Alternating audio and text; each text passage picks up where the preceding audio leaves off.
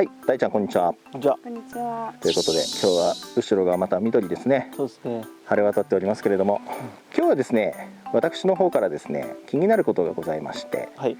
それのお話をですね、大ちゃんにしていただこうと思っております。はい。というのはですね、空師というですね、文言をですね、私ネット上で見つけまして、空師なんか木に登ったりして切られてる方のことを指すっぽいんですけど、なんかそこについてですね、大ちゃんとどう違うのかなとか、ちょっとそういったところとかいろんなことを聞いていこうと思っております。はい。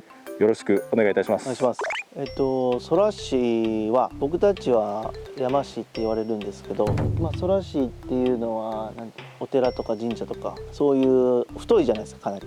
そうですね。ご神木とかですね。そういうのを木を切る作業で、クレーンとか使ってやってるんですけど、僕たちは山に入って木を出す作業のあれなんで、仕事的には多分だいぶ違うと思うんですよ。同じ林業のくくりとしても。木を切るっていうところだけ共通していて、確かに大ちゃんはこういう感じでね、山を、ね、切って皆伐してですけれど、空師の人たちはそういう特定の樹木をなんか。そうです。もう難しいですね。僕たちより全然その周りに民家とかあったりするんで、そうですよね。絶対に一個の方向しか倒せないよっていう、かなり技術を求められるような仕事なんで。そういうことですね。確かに文化財とかですね、国宝の横に生えてるなんか立ち枯れたでっかい木とか、なんかそういうのを倒すっていうことですもんね。いや、すごいことですね。で、その空師の方々っていうのは、いろんな木を多分抜刀されるのかなと思うんですけど、大ちゃんはやっぱり杉とかヒノキがほとんど。そうですね。あとあれですよね、大ちゃんはクヌギ。そうです。椎茸にしてる。そうですね。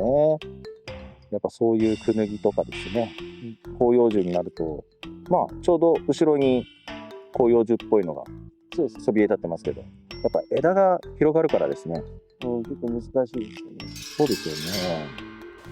重心がやっぱありに読みづらいというか、くるっと回ったりしたら、思わず方向に行っちゃうんで。そういうことなんですね。この木もつるがね巻いてるしね。そうなんですよね。かなりね。これもつる巻いてる。つるが巻いてると危ないというお話でしたけど、こういうのを切っていく。そして登って切ると。いやー、すごいお話ですね。大ちゃんはそっちの方には行こうとは思わなかったんですか？こっちの方はそうですね。やっぱり結構危ないっていうか。そもそもね、上に登ったら足場がないですからね。そうですね。僕たちも危ないって言われてるんですけど、ファースト1位ぐらいなんですけど、うちの林業。あっちのも危ないですよ。ですね。こっちのが僕的にイメージができたんで、なんでこっちにそういうことですね。あとはそうですね。詳しいことはお願いします。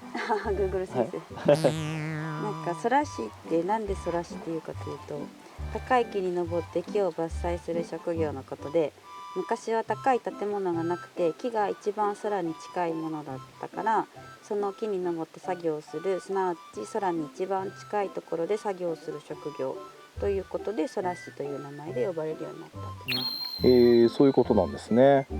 でやっぱりこう、なんていうんですかね、やっぱ難しい木とかを切ったりする、特別な木を伐採したりとか、木を切り倒さずに伐採する、なんかこう狭い場所でこう建造物とか人とかに被害を与えないように上から順番に切り落としたりとか、そんなものとかですかね。あとはやっぱかなり特殊な感じなんですね。そうですね。なんか世の中に特殊伐採って言われるものがあるじゃないですか。それと似たようなもん。その特殊伐採をする人は空師ですね。そういうことなんですね。特殊伐採をする人たちが空師と呼ばれている。ほとんどそうです。そういうことですね。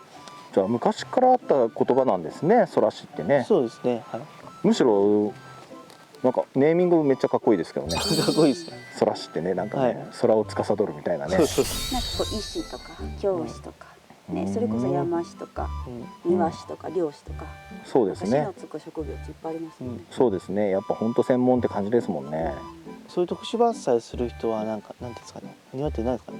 あれうん庭園とか造園造園業ああ、はいはい。の人も結構いらっしゃるんですか。してる会社はありますね。はい。そうなんですね、はい、そういうこともするんですね。なんかただね、ただっていう言い方はちょっとあれですけどね、庭は綺麗に作られてるっていうだけのイメージでしたけど、はい、そういうこともされるんですね。時々ね依頼があるんだよね、庭の木切ってほしいとかね、はい、でもやっぱ難しいからなかなかできないっていう、はい、そうですね、やっぱりね、林業ってね聞くと、あ、じゃあうちの家の庭の木ってよみたいななるけど、やっぱね、建物があったりとかするとね、電柱とかもあったりね、そうですね、それとこれはまたちょっと違うよって話ですもんね。そうですね。でもやっぱ一緒に思ってる人が多いってことですよね、そういう依頼が。そうですね、結構依頼があるので、結構その困ってる人は多いですね。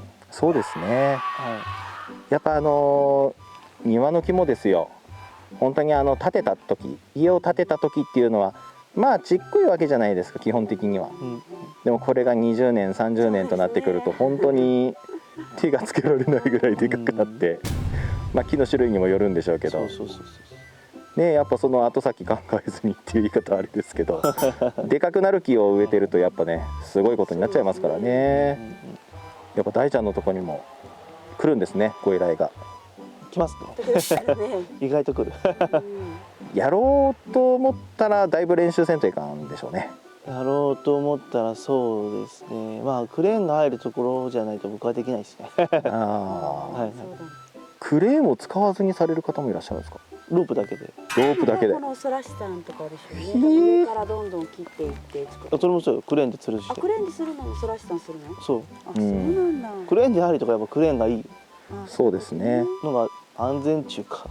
なんか料金の相場とか見たらね、クレーン使うとやっぱだいぶ高額にはなるみたいですけど。クレーン代がかかるんで。でもまあ安全は安全ですもんね。やっぱある程度高さが高くなったりするとですね、そういう感じで違うんですね。いや、なんか奥が深いですね。同じ樹木を抜刀するって言ってもそんな違いがあるなんて。はい、結構かなり高い技術力がないと無理ですね。空師の方も山師の方もまあ何ていうんですかね、同じ林業のくくりで同じ木を切ってるので、まあご安全に、なかなか会う機会はないですけど、まあ仲間意識というか僕は持っているので、まあご安全に、まあ、一緒に頑張っていきましょうという感じで、はい、よろしくお願いします。そうですね。本当にみんなご安全に。機会があったら聞きたいね。そうですね。そうですね、本当に。もしなんかね、聞く機会が。山師と空師の対談動画みたいな。聞いてみたい。どんなんなんだろう、わかんないですもんね。なんか動画でとかしか見たことないから。そうですね。よかったらチャンネル登録と高評価をよろしくお願いします。木こりの大ちゃんでした。ありがとうございました。ありがとうございました。